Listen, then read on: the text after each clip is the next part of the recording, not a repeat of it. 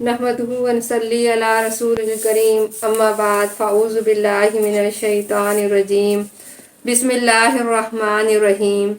وَإِذْ أَخَذْنَا مِيثَاقَكُمْ وَرَفَعْنَا فَوْقَكُمُ الطُّورَ خُذُوا مَا آتَيْنَاكُمْ بِقُوَّةٍ وَاذْكُرُوا مَا فِيهِ لَعَلَّكُمْ تَتَّقُونَ۔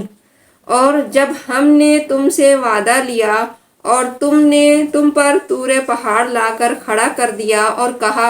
جو ہم نے تمہیں دیا ہے اسے مضبوطی سے تھام لو اور جو کچھ اس میں ہے اسے یاد کرو تاکہ تم بچ سکو۔ ثم تولیتم من بعد ذلک فلولا فضل اللہ علیکم ورحمتہ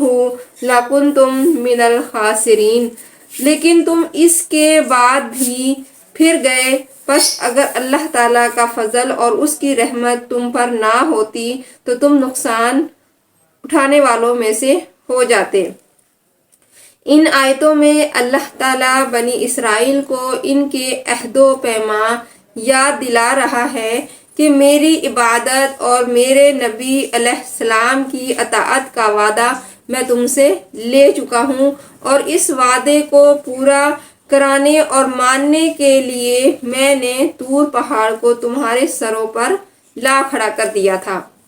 جیسے کسی اور جگہ قرآن پاک میں ہے کہ وَإِذْ نَتَقْنَا الْجَبَلَ فَوْقَهُمْ، کہ جب ہم نے ان کے سروں پر سائبان کی طرح پہاڑ لا کھڑا کیا اور یہ یقین کر چکے کہ وہ اب گرا کر انہیں کچل ڈالے گا، تو اس وقت ہم نے کہا کہ ہماری دی ہوئی چیز کو مضبوط تھام لو اور اس میں جو کچھ بھی ہے اسے یاد کرو تاکہ تم بچ جاؤ گے۔ تو طور سے مراد پہاڑ ہے، جیسے صحابہ رضی اللہ تعالیٰ عنہ اور تابعین نے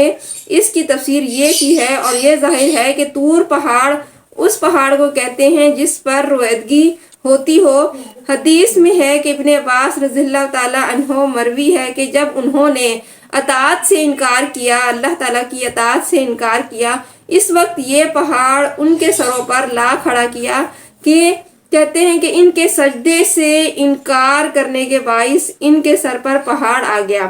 لیکن اسی وقت یہ سجدے میں گر پڑے اور مارے ڈر کے کنکھیوں سے اس اوپر کو دیکھتے رہے کہ اللہ تعالیٰ نے ان پر رحم فرمایا ہے اور پہاڑ ہٹا لیا۔ تو اس وجہ سے وہ اسی سجدے کو پسند کرتی ہیں کہ آدھا دھڑ سجدے میں ہو اور دوسری طرف سے اونچے دیکھ رہے ہوں۔ تو جو ہم نے انہیں دیا اس سے مراد تورات ہے، کہ قوت سے مراد اطاعت ہے، یعنی تورات پر مضبوطی سے جم کر عمل کرنے کا وعدہ کرو اور ورنہ تم پر پہاڑ گرا دیا جائے گا۔ تو اس میں ہے جو کچھ بھی ہے اسے یاد کرو، یعنی تورات جو ہے وہ قرآن پاک کے